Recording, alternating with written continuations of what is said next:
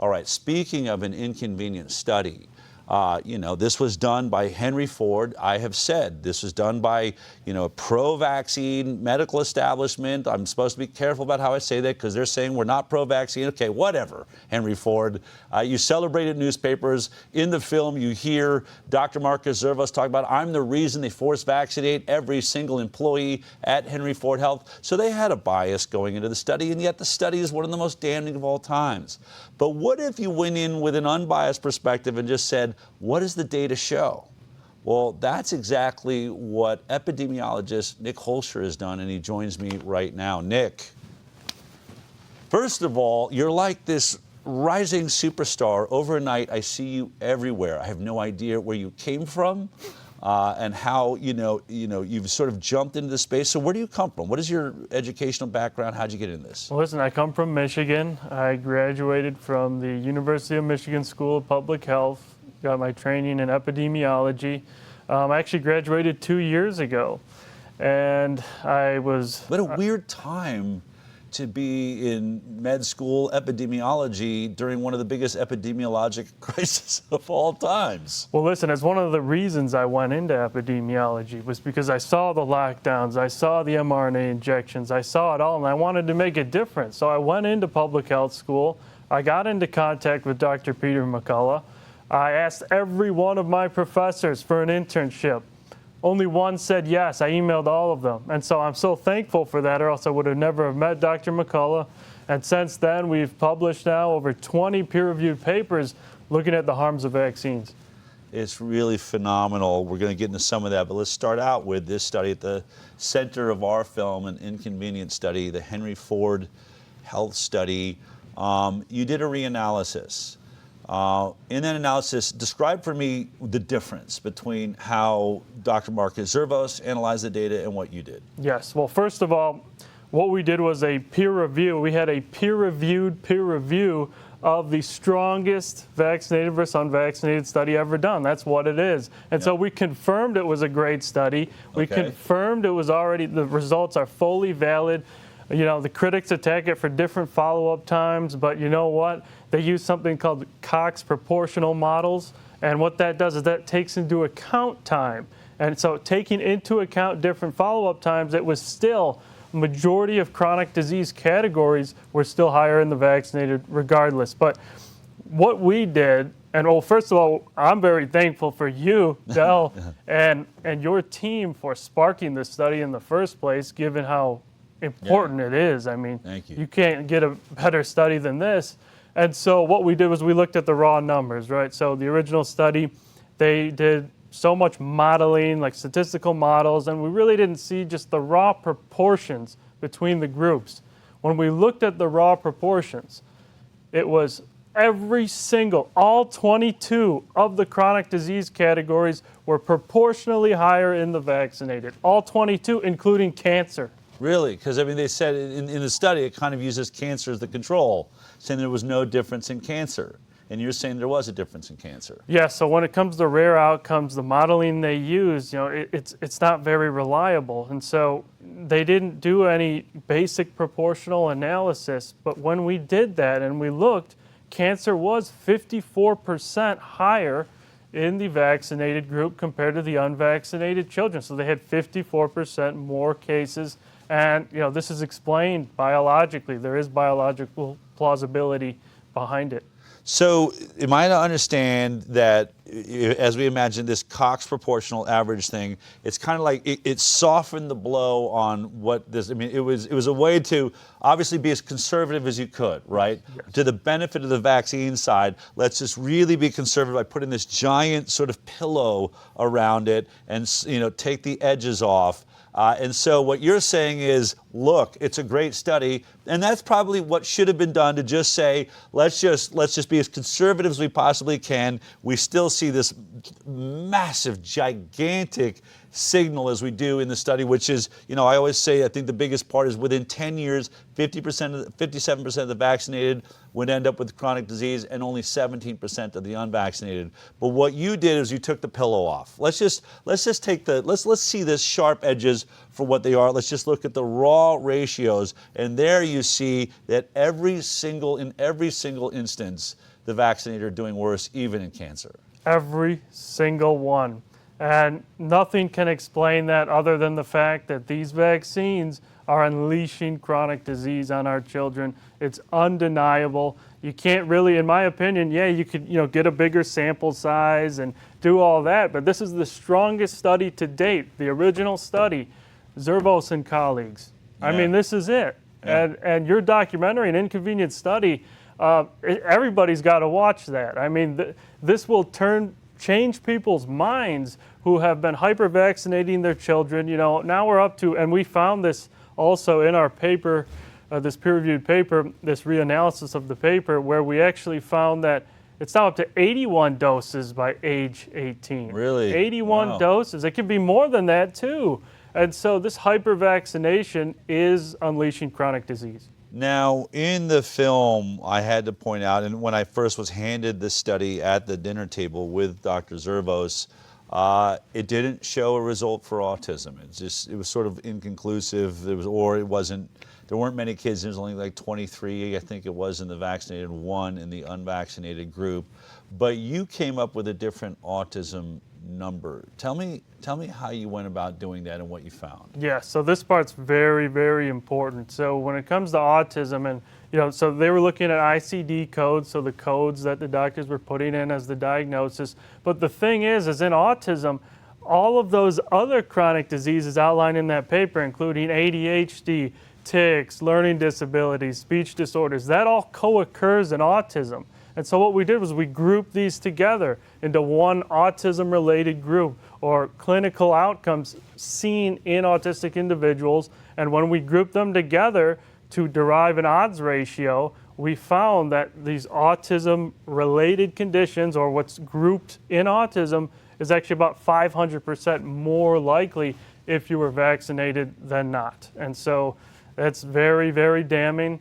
And it corroborates all of the previous vaccinated versus unvaccinated studies showing similar risk profiles. It really does. The Mawson study is right about there. I think 4.5 or 6 times the rate of autism amongst the homeschool kids. Paul Thomas saw a huge difference. And then here are all, so I want to talk about this. You've been saying, you've got another bunch of articles out about 12 other vaccinated versus unvaccinated studies that have been done. I think I state in the film, 5 or 6. And so are there actually 12 studies? Because I say this on podcasts all the time. Am I clear in saying there are 12 now vaccinated versus completely unvaccinated studies that have been done? Yes, you're correct. There's 12, and we compiled these in our autism. Here's a list of them, everybody, just so you know. I'll read through them. Enriquez, why don't you read them, because you know these names probably better than I do. Yeah, well, we got Enriquez and colleagues, Lyons, Weiler, and Thomas, Mawson et al., Hooker and Miller. Brian Hooker's done great work on this. Joy Gardner, he's done a few surveys comparing vaccinated to unvaccinated children. And Hooker and Miller, again, they've done so much work in this. But Mawson in 2025, and this one's really, I think, the big one, below Lamerto and colleagues, below an inconvenient study. The inconvenient study is the strongest at the bottom there. But Mawson 2025 is very key. They had about 50,000. Okay, how was that study done? Tell me about it. Yeah, very important. They had about 50,000 Medicaid recipients. These were 9-year-olds, and they basically looked at who was experiencing autism and neurodevelopmental disorders and other chronic diseases. And they looked at, how many times did they go to a vaccination visit, and what was their risk of developing these conditions? And so among the 50,000 children, those who went to get vaccines 11 times had about a 4 times increased risk of developing autism. And so, again, very similar rates we're seeing here, but that one's very important. They also found massive increases in other neurodevelopmental disorders, especially tics, ADHD-like disorders, all sorts of horrible things. And so when we have all of these data sets corroborate, we can start to hone in on causality. And I think the evidence is strong enough to understand that injecting 81 toxic loads into developing children is causing central nervous system injury, and it is causing chronic diseases, neurodevelopmental disorders. It's causing neuron loss. That's what is happening. Neuron loss. Why? What's the mechanism? So what happens is they get injected. It doesn't just stay in the arm like it's claimed. It does end up reaching the bloodstream, at least some of these toxic excipients and killed pathogens. And they do enter the central nervous system. And once they're in there, and this was confirmed in the animal studies, when they inject them with things like aluminum, it literally deposits in neurons and it causes neuronal damage or brain damage, in other words. And so that is unfortunately what appears to be happening when injecting these children with all of these loads of toxins.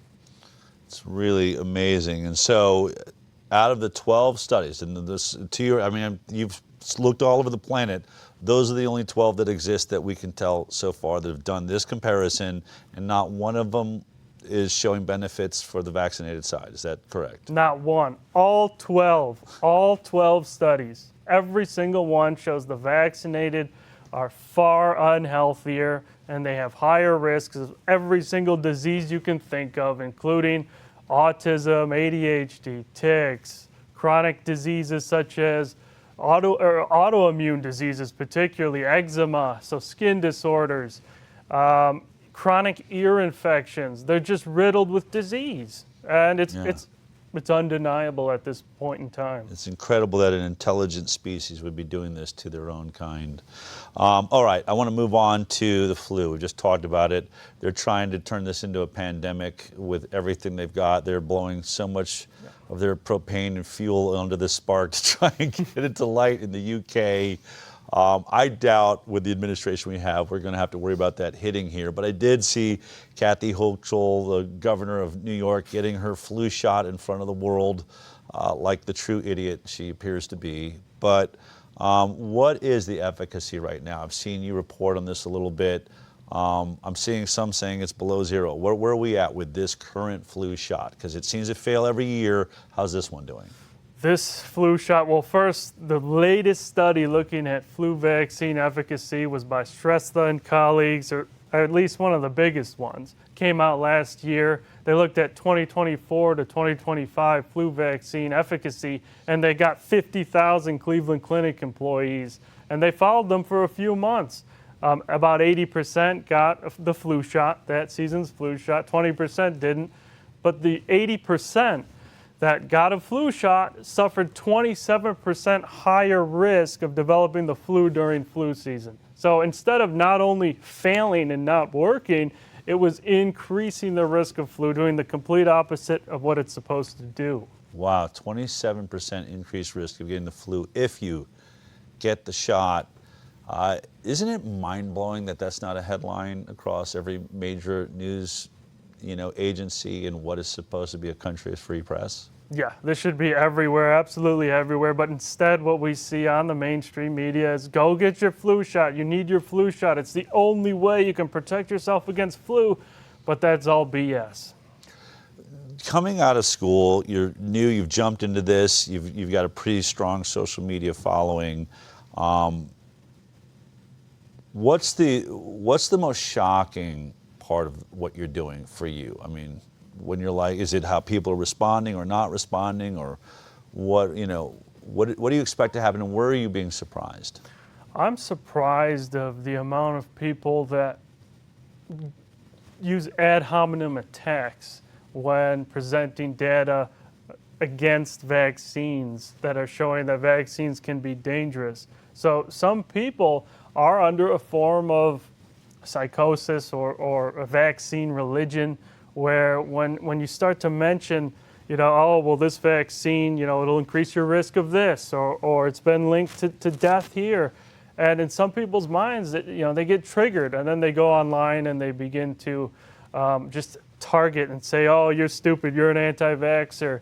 You're not an epidemiologist." But so that's been, I guess it hasn't been shocking. It's been expected based on where we're at today. But those attacks do not affect me anymore because we have the evidence, right? I mean, Right. we just went over the evidence. It's clear.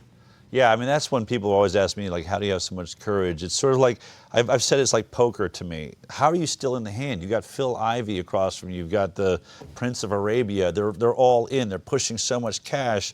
Why isn't it scaring you out of the pot? It's like, because, I mean, I can still look up online and royal flush is a royal flush, and I got this hands down. Worst case scenario, I'm splitting the pot, So I'm all in. I don't know why I would walk away. It's how this is spelled to me. Like, I hear you yelling, I hear, you know what I mean? But I don't care what it is you think you have or whether you're bluffing.